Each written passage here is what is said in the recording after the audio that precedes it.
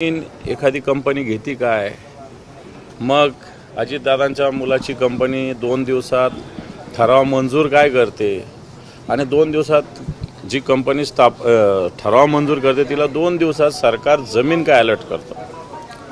दुसरी गोष्ट, कलेक्टर सांगतात ही जमीन आमचीच आहे, परंतु एकीकडे सरकारने ही जमीन या संस्थेला अलर्ट केल्याची सुद्धा माहिती आहे। आणि म्हणून बरं, हे झाला एक प्रकार, अलर्ट केली, नंतर त्याचं व्हॅल्युएशन काय? व्हॅल्युएशन पुण्यातलं जर 40 एकर जमीन कोरेगाव पार्कसारख्या भागातली असेल तर त्याचं व्हॅल्युएशन मिनिमम 1800 कोटी येतं, मिनिमम। मॅक्झिमम ते 2500 3000 कोटी पण जाऊ, पण 1800 कोटी। मग यांनी किती व्हॅल्युएशन दाखवलं? 300 कोटी। आणि रजिस्ट्री किती रुपयात झाली? 500 रुपयाच्या बॉन्डवर।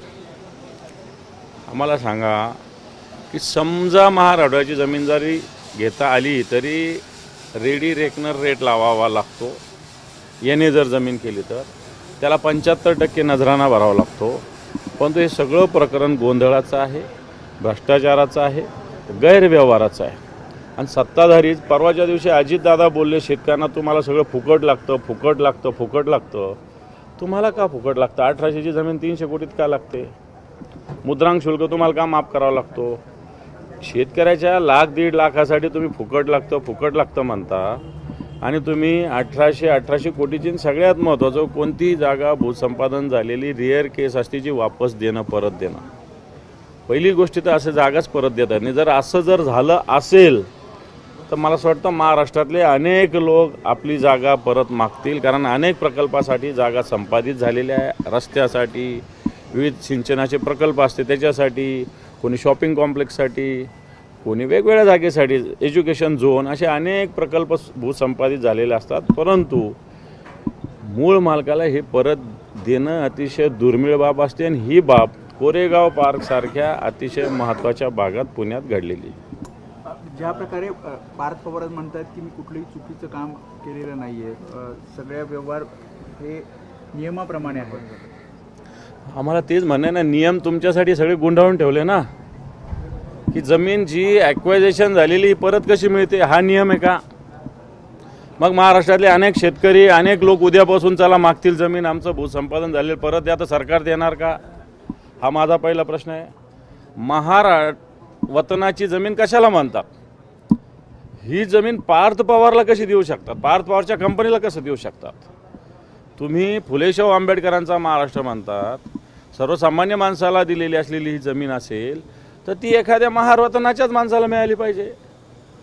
आणि म्हणून आता ज्यांनी कोणी बॉन्ड दिले होते त्या काळात त्यांचे सगळे वंशज इथं आलेले, त्यांचे नातू असेल, मुलगा असेल, हे आलेले आहेत। यांचं बेसिक ऑब्जेक्शन आहे, सरकारलाही ऐकावं लागेल। मग कलेक्टर कसं म्हणतात की जमीन आमच्या ताब्यात आहे? मग तुम्ही 1800 कोटीचं जमीनचं 300 कोटी व्हॅल्युएशन कुठून काढलं? मग तुम्ही मुद्रांक शुल्क का नाही भरलं? आणि कोणता नियम पार्थ पवारांनी पाळला हे पार्थ पवारांनी सांगावं। या सगळ्या विषयाचा खुलासा पार्थ पवारांनी करावा। अर्थमंत्र्यांचा पुत्र आहेत, उपमुख्यमंत्र्यांचे ते पुत्र आहेत, तुम्ही पुढची मागणी काय करणार आहात? हे बघा, कोणाचा पुत्र असला म्हणून नियम कायदे राज्य काही त्यांच्या नावावर, अजितदादाच्या नावावर महाराष्ट्र राज्याचं PR कार्ड नाही केलेलं। कुठेही यावं, कोणतंही घ्यावं। पार्थ पवार जर राज्याच्या अर्थमंत्र्याचा पुत्र असेल असावं, त्याच्याविषयी काय प्रश्न, त्यांनी संपत्ती कमावी, त्याच्याविषयी काय ऑब्जेक्शन असायचं काय कारण नाही। मराठी माणसांना अशा कंपन्या स्थापन कराव्या, याच्याविषयी काय ऑब्जेक्शन असायचं काय? पण नियम कायदे डावलून मग पार्थ पवाराला जे नियम लागू ते लोकांनी लागा। आम्ही आत्ता आवाहन करतो, ज्याचं भूसंपादन झालं आणि तिथं काहीच काम नाही झालं त्याला जमीन वापस मागा। उद्यापासून अर्ज मागवतो, सरकारने 2 दिवसात निर्णय घ्यावा, त्याच्यावर होऊन जाऊ द्या तसं। मग याच्या आधी जर मुद्रांक शुल्क अशाच पद्धतीनं जेवढं पार्थ पवाराला सवलत दिली तेवढी सरकारने द्यावी।